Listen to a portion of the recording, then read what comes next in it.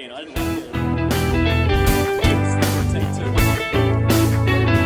2019 season kicks off today, Andy. Today? But we're still in 2018. Yeah, just, but still. Yeah. My question to you is, have we had enough time away from the game? Well, yes, I feel like we have. Okay. It's the middle of winter here, if you can't tell, and I'm ready for the tennis to begin. I was going to take the jacket off, but I think I'll leave it on. Leave it on. I've got my Russian hat on, winter coat, here we go. We've got, I guess the Hopman Cup is a couple of days in. Yes. How's that tournament going? Yeah, interesting. Cameron Norrie, former New Zealand, now playing for Great Britain, actually played Roger Federer today. How'd he go? Yeah, no good. No good, that's okay though. Yeah, 1-1 down. Ooh, yeah, that's a beat down. But he did have a good win though, didn't he? Yeah, he beat Tsitsipas, which is it's a really good win. Top 20 player Tsitsipas, and I mean, first match of the season, it was a good quality win.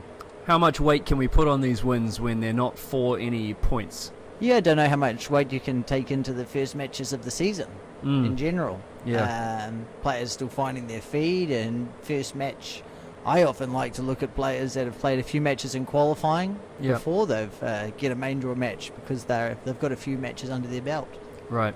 What is the? The Hopman Cup kind of stands alone in a sense due to its format. What is its format exactly? There's a male player, a female player. They both play singles. Both from the same country. From the same country. Yeah, so it's a team style event. Yep. Best of 3 set singles. Okay. And then they play a best of 3 set first of 4 mixed doubles.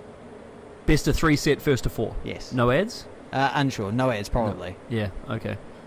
Well, yeah, it's a decent event. Well, I mean, look at the turnout. You get Serena Williams, Roger Federer, Bencic. I mean, Federer. I don't know if Bencic is in the same category as the first two there. All right, Magruza,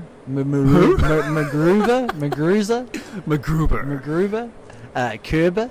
Yeah, okay. That's 3 good women. Serena, Magruza, Kerber. You've got TFO as well. Tiafoe, Federer, Zverev, Tsitsipas, Poole, Ebden. Can you keep calling him Tsitsipas? Titsy, old Titsy. That's how I read it. That's how I'm going to say it. You wait. I've got a name for you later. All right. It's about 20 letters in it. Okay, so there's been an interesting development that we've talked about a few times on here about the future of the Hopman Cup, because from next year onwards, there will be a World Team Cup in January in 2020 with a cash prize of $20 million, and it will be hosted in Australia. Yeah, you got me. This sort of, it conflicts a bit though, doesn't it, with the Hopman Cup? Yeah, it's tough, but maybe the Hopman Cup can still be there. Mm-hmm. Well, it will still be there, but will it have the same? Well, I mean, look at the pool they've got this year of the players. I think it's incredible. They've got Federer there for another year. He was there last year as well. I think having Zverev there is a big one. A young up-and-coming junior who said that he's not too keen on playing the Davis Cup format. Yeah. I think you've also got someone there like Tiafoe and Serena Williams, and that $20 million doesn't affect Serena Williams. Right. Right. So you're going to have more chance of getting those top women if you can pay them a little more, maybe. Yeah, I mean, the Hopman Cup, just to contrast with what the World Team Cup will be offering, $20 million, only offers $470,000 in prize money. Yeah, offered. It's disclosed payments. Yes. We'll take that. Federer actually doesn't particularly like the direction that tennis seems to be going. He's been a vocal advocate of where it's going, and he says that if you remove one block from this Jenga tower, it starts wobbling, and that's referring to changing up what's happening. I mean, and he's a traditionalist, he's a purist, right? It's the same with sort of the tradition of Rod Laver and these people that have come through and built tennis to what it is. And I think Federer doesn't like the way that it's potentially heading with these new events that we've talked about. Then I think someone like Roger Federer should use his power a little bit more and use his voice in the Players' Council or whatever it is that has power on the players' side. Yeah. If he's the only one with these thoughts, and that's him. But I think if that's his thoughts, then voice him out there and have more part in changing it. Don't just be so dismissive of these events. Well, I think it's the issue is Federer's got a very diplomatic personality, which is why so many people love him. He doesn't want to rock the boat too much, you know. I mean, and he does have a platform, but I don't think he's ever going to be the guy that's going to come out and say, "This is what needs to happen to save tennis." Yeah, save tennis, or what's better for the game? Who knows, right? I think the game's been in good stead for the past, 30, 40 years with the ATP and the tour and stuff like that. Yeah. Maybe the players haven't all been paid enough, but that's a different topic. Well, I think the players at the top are getting paid plenty. Oh, it's the players down the track that are not getting paid well enough. Yeah, and this is going to be, it's probably what he's worried about there, more than himself. Yeah. So I guess time will tell with regards to the Hopman Cup and as to whether it will continue. It will continue for at least a few years, but hopefully it doesn't just wither out and die. Well, I don't know if it would bother me, to be honest, especially if this new tournament comes in as a cracker, which it might be. I mean, for 20 million, you're hoping to get the best, aren't you? That's right. Well, so officially the season starts today, I suppose, with we've got 3 250 events. Let's go through them one by one and just have a look at what's on offer. Let's start with Doha in Qatar, where the two big names in the draw, Andy, are Novak Djokovic and Dominic Thiem. Yeah. You see anything else interesting in that draw? Kakanov or Rinka first round. That's a toughie, isn't it? That's a match. Yeah. I think there's, you say the top 2 players in the draw and then Kakanov. The 4th seed is Cecchinato. Oh, yeah. Yep. Not great. Mm-hmm. I think the rest of the seeds sort of fall from there. It's going to be a good place for certain people to pick up some points. Someone who I think had an injury ridden last year, Thomas Berdych, could come back and pick up some points. Well, you got a wild card in there, and we'll see how he goes. I like Dusan Lajovic. You're still pushing him, huh? Yeah, he's going to be my one to follow this year. He's unseeded, and I think he's got a really good draw, so it wouldn't surprise me for him to make the quarters or the semis. I'll pick Manarino to upset him in the first round. Solid start to my year. Do you see anybody but Djokovic or Thiem winning this event? I'd like to see Kakanov go through, but that's such a tough first round match, isn't it? It is. I think Basilashvili has a chance to have a pretty good tournament as well. Yeah, he's got a winnable first round match there. Be interesting. The next tournament, Andy, is another 250 in Brisbane, Australia, which is stinking hot, let me tell you. Anybody that's ever been to Brisbane, it's disgusting. Oh, I don't know, man. Gold Coast is lovely. Gold Coast is not bad, but Brisbane's a whole other kettle of fish. I've got a bold prediction, Andy. Go. An Aussie is going to get to the quarterfinal. Oh, yeah. It's pretty standard. I mean, look at that top half, right? And I'll tell you why that's a cheeky call, is because it's guaranteed, because we've got Alex Bolt, Jordan Thompson, Alexei Popyrin, and Alex de Minaur all in the same section. You had Kokkinakis in there, you got 5. Yeah. 5 and 1 quarter, and then Nadal's got a bye. Yeah. That's amazing. So it's rife with Aussies up there. There's actually a bunch of Aussies in the draw, which is fantastic. Millman and Kyrgios. It's a shame there's no Kiwis in there, actually. No, yeah. Not surprised. That's not a surprise. What do you reckon? Is Nadal going to clean up? Well, I think he's got the draw to do it. Yeah. Right? We'll just talk about that draw a bit more, apart from just that top quarter. Nishikori, Dimitrov, Kyrgios, Raonic. You've got Murray in there who's unseeded. Because of all his injuries last year. Where is Murray? I missed him. He's in the middle of the draw there. Duckworth. Yeah. And then Medvedev. Then Medvedev, and go through and play Nadal. That will be a good benchmark to see where you're going. If Murray isn't 100% fit, he's not going to beat Medvedev. Yeah, I don't know. I think when he came back at the end of last year, he was semi-fit and took the rest of the year off to get fully fit. So I think the body must be in great nick coming into the year. Well, yeah, I saw on Instagram that he was training with Osaka, so that's either a great sign or a terrible sign. I don't know which way to go with it. I'd say that's a good sign. Let's say it's a good sign. Maybe that's the one to follow in the women's draw. Yeah, I'm interested because you brought my attention to Popyrin, the young Aussie, so I'm interested to see how he's going to go against de Minaur. Yeah. And hopefully, I think both of them potentially could have a good year. So I mean, the match above that, I've got upset written all over it. I think Alex Bolt's going to beat Jordan Thompson, but we'll save that for my picks. All right, sure. Yeah. Great tournament. What about Kyrgios and Harrison?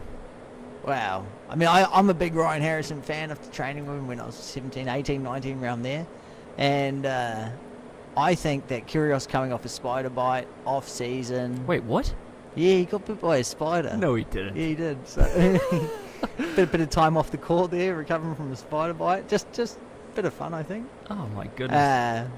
We'll see, but, you know, I think Ryan Harrison had a good off-season, went to Hawaii and played in the tournament there. Got a few matches under the belt already. As I say, I think that's important. I'm going to predict Kyle Edmund to have a very good tournament. Yeah? Why? He's got a relatively easy draw. He's got a bye, then he's got 2 qualifiers next, and then he's got whoever can grind through that section with Kyrgios, Harrison, Shardy, and Struff. So I like him to get through that, and then he's in the semis, and anything can happen. Shit, yeah. Good chance. Yeah. All right, should we move on to India? Yeah, definitely. Now, I don't know where this is in India. It's Pune. Is that how you say it? Pune? No, it's not, is it? You're taking the piss. I just wanted to see what you'd look. I don't know how to say that. Sorry to any Indian viewers. Let's say Pune. Pune? It's not Pune. It's not French. Pune. Let's say Pune. I like Pune. You heard it here first. Hashtag I like Pune. That's Andy. Kevin Anderson leading up the draw there. He's going to be tough to beat. This is, I've got to say, the weakest draw of the 3, doesn't it? Definitely. By quite a long way. And then Chung, Felix Auger-Aliassime, the young Canadian, has qualified, and he plays Karlovic first round. So I guess we'll see what kind of shape the 37-year-old is into at the moment. I think it's going to be a good match for him to get some points. Right? Should be, yeah. To get a decent win against a solid top 100 player. Absolutely. Yeah. I think there's a few good matches in there for upsets as well. I think Jazari being seeded, he's got a bye. I think he'll lose second round to either Granolas or Ramanathan. I think that's a really good game. I really like that name. Ramanathan? Yeah, it kind of sounds like a liqueur or a cocktail or something. Brand it up. Yeah. The Ramanathan. Put a Ramanathan on the rocks, Andy. I got no idea how to say the first name, but the last name just rolls off the tongue, doesn't it? Oh, it does. It does. Sounds fantastic. But I do think that with there only being the top 2 seeds that have a chance to win the tournament, that you might see some unseeded players make their way through.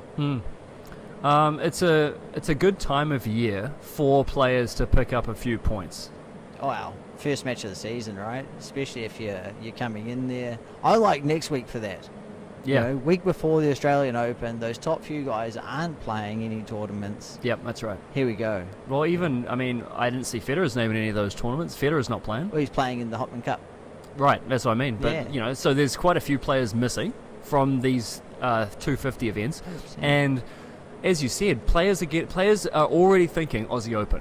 100%. Players aren't thinking, I need to grind through this event, especially if they're already in the top, say, 20 in the world. They're not going to put everything into this. It's big picture. Yeah, that's exactly right. It's how can I best prepare? Maybe it's playing 2 matches this week and then taking it easy. That's right. And we're not saying tank, are we? Well, I don't think we're saying tank, but I think we're saying be smart in your preparation. We'll see. Don't go out there and tank, guys. But this is a reality of the professional game with the way that the tournament and the calendar's structured. Do I want to go out there and, I always found it fascinating when Del Potro or someone come to the Heineken Open New Zealand. He'd win the Heineken Open, and then you've got to go out there and win 7 matches the following week to win 2 weeks to win a Grand Slam. Good luck. Yeah, exactly. And you're already early in the season, so your fitness is probably not where it should be. You're probably on the other side of the world to where you're training. Yeah. You've done a lot of travel, and then usually you've got 1 travel day in between if you win the Heineken Open in Auckland, and then you've got to go out and play a 5-setter in Melbourne. Good luck. Yeah, I think that shows, normally there's a top seed in the Australian Open final, and there could be someone random that makes their way through to the quarters. But that's it. Those top few guys are always making their way through in the Aussie. Can't say the same about the ladies, but for the men, it's always that way. Yeah. Okay, so that's our preview for the events, the 250 events starting today. We've got a listener question, Andy, who came through on YouTube, and the question is, what are your thoughts on the no-let rule? And we've seen this in certain events, like the What event am I thinking in of? college events, in the next gen event final. Next gen event final. That's what I was reaching for. College events, and it's also prevalent now in junior tennis. The ITF instituted it because in an effort to cut down on cheating or deception, because there are no umpires in junior matches, so you can basically say whatever you want. You know, somebody can hit an ace, you can say let. What are they going to do? Not much. Not much. What are your thoughts on it? On the let rule? I'm a fan of the let rule. I think it also speeds up the game a little bit. So you're a fan of, if it hits the net on the serve, just play on? Yeah, play on. Okay. I think it's part of the game. If it happens in a rally, we don't stop. Yeah. Right? You just carry on. I think in doubles it adds a bit of excitement with the net player there, with the chance of getting hit. That's true. And for someone like me, it might double my ace tally. So. Now, having watched a junior event this last weekend, I think I've pulled a bit of a 180 because I was firmly in your camp. I thought, well, you play it during a regular point. Why are we changing on the serve? Now, particularly in junior events at random clubs across Canada and across the world, nets aren't always going to be ATP level quality. They're not always going to be pulled, as sharply across the net. They're not going to be as tight. In the pros, they kind of hit and they bounce up a bit. Not entirely. Okay, well, elaborate. Wimbledon, the ball doesn't bounce off the net like it does at the US Open. The US Open, you hit a let, that ball goes let and goes to the baseline. Wimbledon, you'll get a let and it'll dribble over. Okay, but there's no let rule in the pros, though. No, I know, but just to be devil's advocate, sure. However, every match that we seem to be watching, it's dribbling over the net. So there's, I get it, but I don't know if I like it. Yeah, true, right? Yeah. If you were playing right now competitive, what would you rather? What would you prefer? Yeah, I like the no let rule. I think it just spices it up. Yeah, I think. I mean, it's not a cut and dry. This is the way it should be. There's both sides of it. You're going to win some and you're going to lose some with it. You're going to hate it 1 minute and love it the next. It's tough. I wonder if the cheating was so prevalent that this rule was a necessity. Yeah, maybe not the cheating, but I think the time may be one, right? Getting the ball between the serves and going from there. Well, you know how I feel about that in the pros. I don't think there should be ball boys, and I think they should still have to stick to the 25-second. The ball goes behind the advertising, run and get it, get back out there and play some. How good are you? Yeah, exactly. That's what I think, anyway. Final thing this week, Andy. A report came out actually earlier in the year, but it surfaced again on social media this week, and it came out of Seoul in South Korea. And I'll just read from the article. When Kim Eun-hee was 10 years old, a primary school child with dreams of tennis stardom, her coach raped her for the first time. Then he did it again, and again, and again. The would-be South Korean champion was too young to even know what sex was. But she knew she dreaded the repeated orders to come to his room at their training camp, the pain and the humiliation. This is quoting her. It took me years to realize that it was rape. He kept raping me for 2 years. He told me it was a secret to be kept between him and me. Now 27, Kim spoke to international media for the first time and waived all rights to her anonymity to reveal how female athletes in the South have silently suffered sexual abuse by their coaches.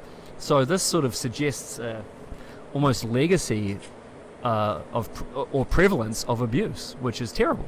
Yeah, it's scary, but I think we've got to clarify it's not only in tennis in South Korea. They said in a 2014 survey commissioned by the South Korean Sports Olympic Committee, they showed that 1 in 7 female athletes had experienced sexual abuse in the previous year. 70% of them... From their coaches or just in general?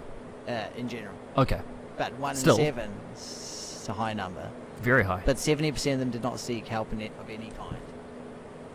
So I think that's maybe something to do with the Asian culture about being quite quiet and reserved. Stoic. Yeah. And a bit of pride maybe. I don't know if that's the right word there. Well, I think there is still a stigma attached to victims of abuse, as if they in some way deserved it, which is obviously ridiculous. Yeah. But I think that's still, some people see it that way. And I think it's scary when it's done by coaches or people in sports, where they're often seen as a mentor or. Well, you're in a like position that, of power, right? And you're abusing that power. I mean, as a former teacher myself, it makes me sick when I hear, things like teacher starts a relationship with 13-year-old, 14-year-old. It's like, what on earth is happening? Not only is that terrible, even if you weren't the teacher of the person, but you're in a position of authority over that person. It's just so bad on so many levels. Exactly. It's the article seemed to me that it was prevalent. Yes. Within South Korean sports. And it's not just tennis either. And it's not just South Korea. It's a lot of sports. I mean, who was that? Was it gymnast coach out of America? The doctor, the gym doctor, and he was all the way up into the Olympics. He was dealing with the Olympic athletes. The Penn State football coach as well. Yeah, Sandusky. Yeah, but I mean, get into it deep, Yeah, I mean, it's sometimes it's a sad world. Yes. Yeah. Tennis Canada has taken measures to help safeguard the sport. They've actually appointed somebody full-time who is in charge of that portfolio, I suppose. And as coaches, we are required to get background checks and join the Tennis Professionals Association. And Tennis Canada has made it free to get those background checks, which is fantastic because, you want to make sure that, when you're leaving your child at tennis, that they're being taken care of. Well, hopefully, right? Absolutely. I think it's a necessary thing to have. I know going through the process it's sometimes a bit grueling, but getting it done and having that safeguard check is so important. Absolutely. And hopefully tennis can sort of lead by example in that respect and say, look, we're going to do everything we can to make sure that all of our professionals are upstanding citizens, because at the end of the day we are in a position of authority, and there are times where we're alone at tennis with the kids. That's right. So we have to be, it has to be above board. It has to be. Definitely. Yeah. What do you reckon? Anything to add to that? I got 2 picks for you. Bolt over Thompson. Yep. Jerry over Haas. I still don't like Haas. Continues. Robin Haas, not Tommy Haas. Yeah, Tommy Haas done. I'm a big fan of Tommy Haas. All right, well, let's wrap it up there, Andy. We'll be back next week to recap, I guess, the finals of the Hopman Cup. Yep. Doha, Brisbane and Pune.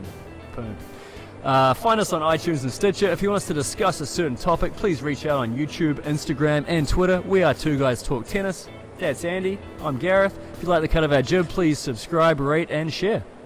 Thanks, guys. Be kind to each other.